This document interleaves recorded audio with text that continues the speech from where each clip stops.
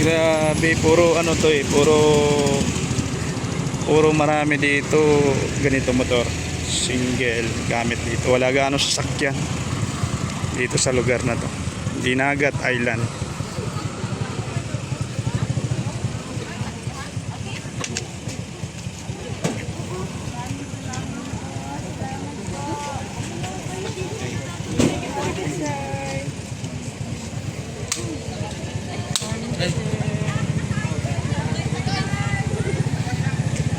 Ito pa.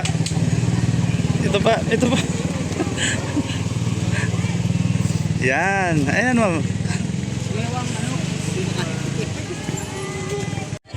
Grabe.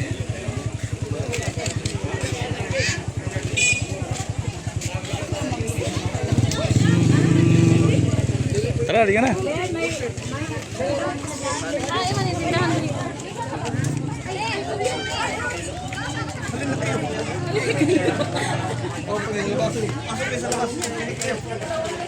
Pantinople.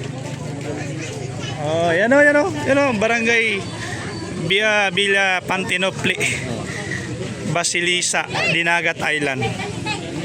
Ayan.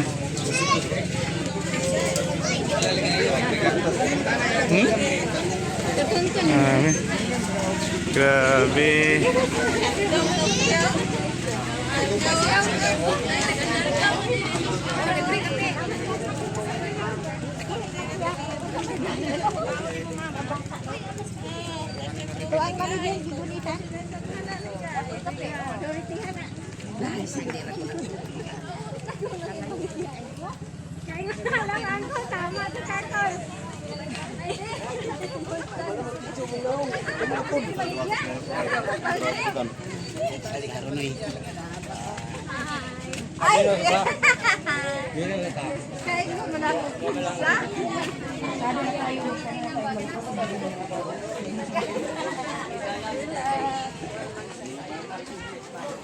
Ano po?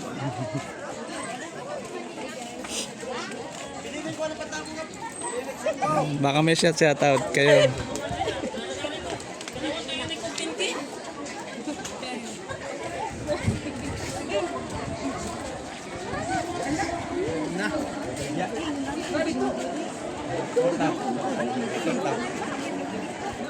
Patatindan.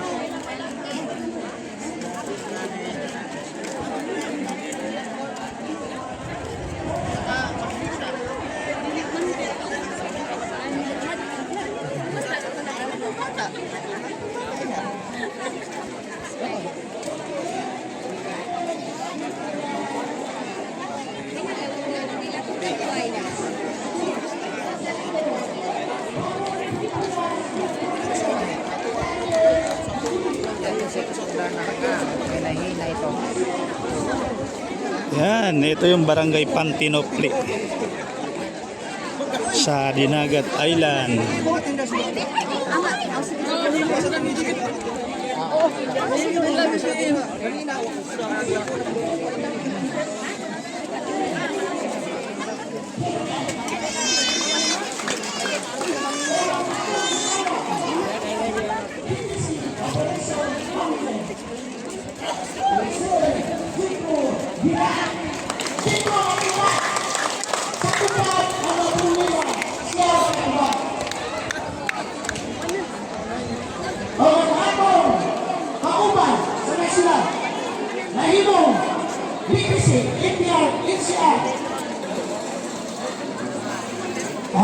Social City Staff Mausi Mantini Generals Pagkira.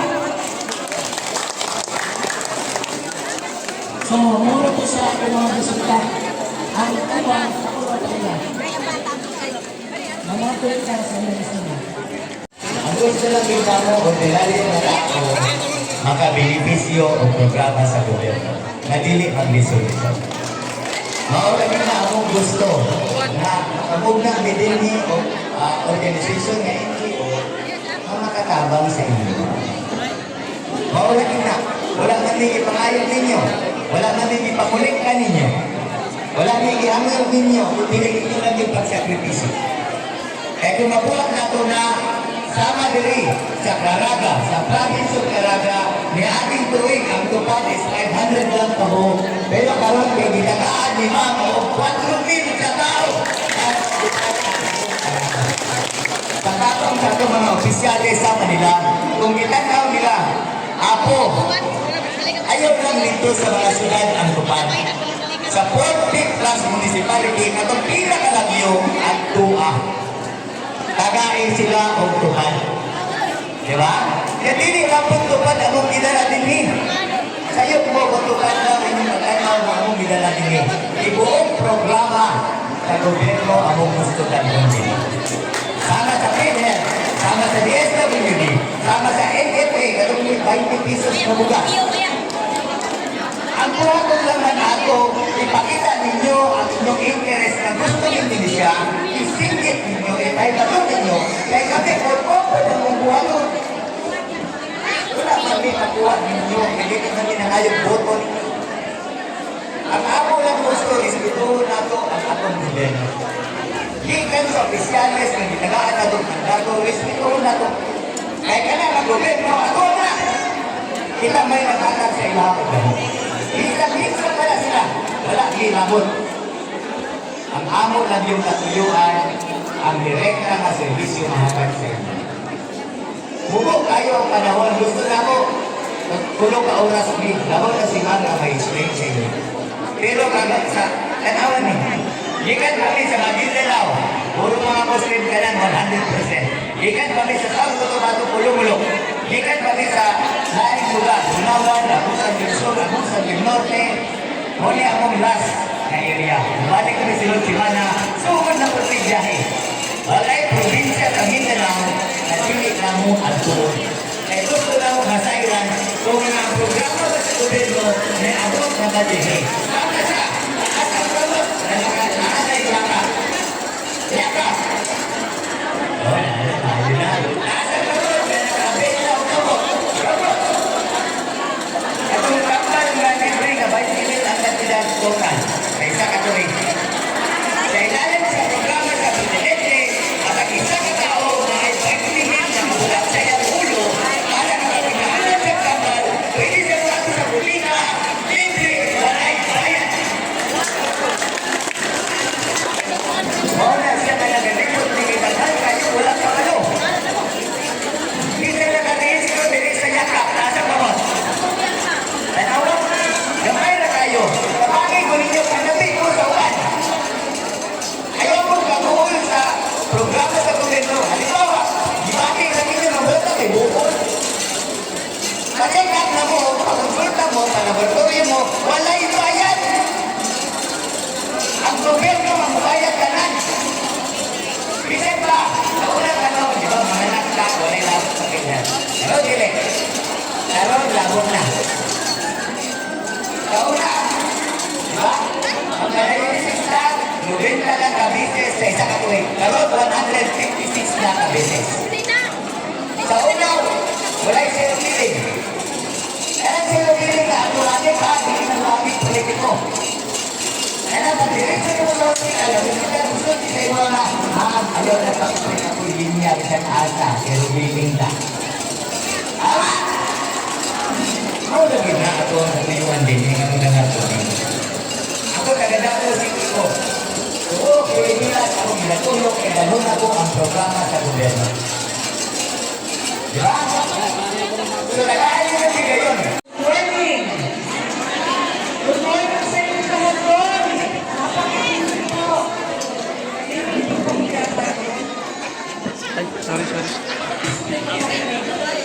Maraming salamat po dahil napakainit at maraming po ito at nandito kayo. Hindi ko inaasahan na ganito po ang grupo na dadatnan dito. Akala ko namin nag-meeting kami sa ilalim ng puno. Kasi ginagawa naman namin talaga yan. Kasi po, kapag alam namin po na maraming hadlang dito sa mga kaibigan natin, hindi alam ano ang pakay natin dito. Kasi ang pakay natin dito ay walang kampanya, walang politika. Ito lang po ang pakay namin, dadalhin namin sa inyo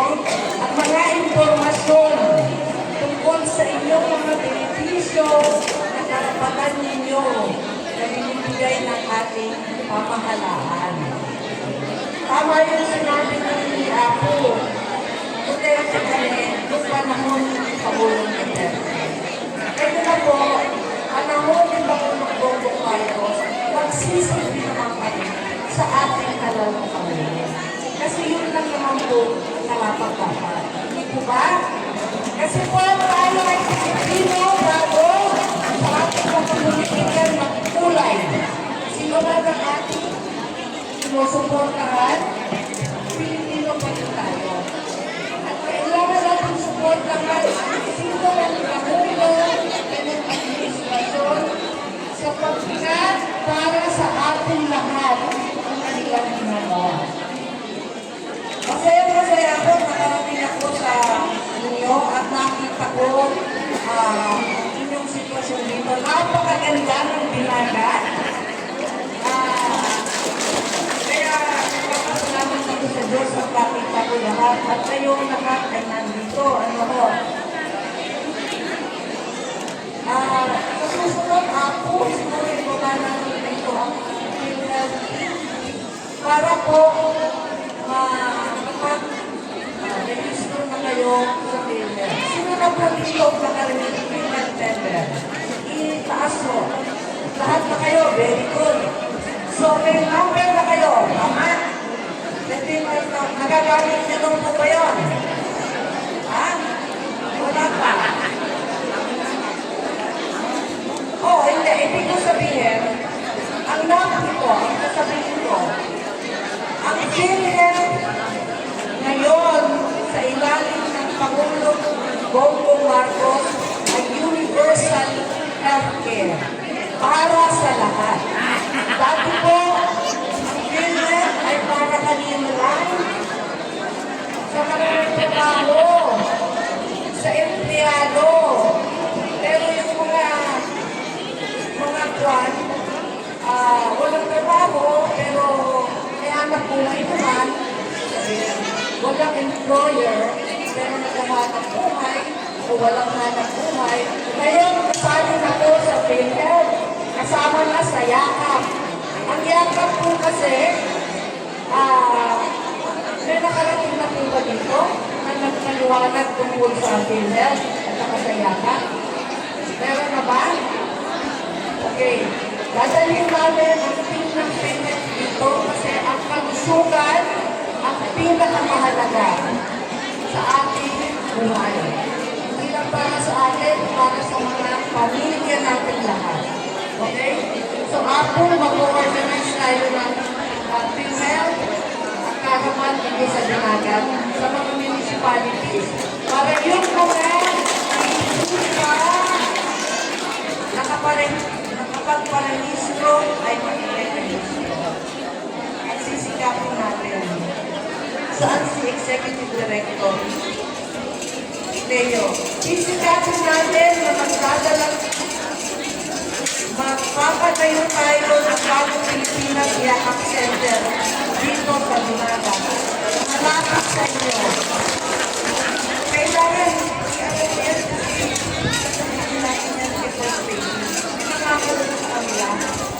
okay? Dadalhin namin ang Yakap Center dito sa malapit sa inyo. Para pag may naramdaman, magpupunsulta. Bakit? May nararamdaman, mapaliwatayin na lang kasi unang-una, mahal ang konsulta at wala namang pambili ng gamot. Tama po? Ngayon, gagawan po natin ang paraan yan. Sapagkat ang gusto ng Pangulo ay lahat ng mga Pilipino ay magkaroon ng seguridad man lang para sa kanilang kalusugan. Dati ang PhilHealth para lang sa 24 hours makapagpahin ka. Ngayon, hindi. Na-emergency ka kahit 3 oras lang. Punta kayo sa hospital. Ako-cover kayo. Ano ang paan sa una, hindi para dahil ka ng oras sa amin sa buhay. Bago ang pinag sa pagkakalong, sa oras ng bagay, at ang pinag sa libre na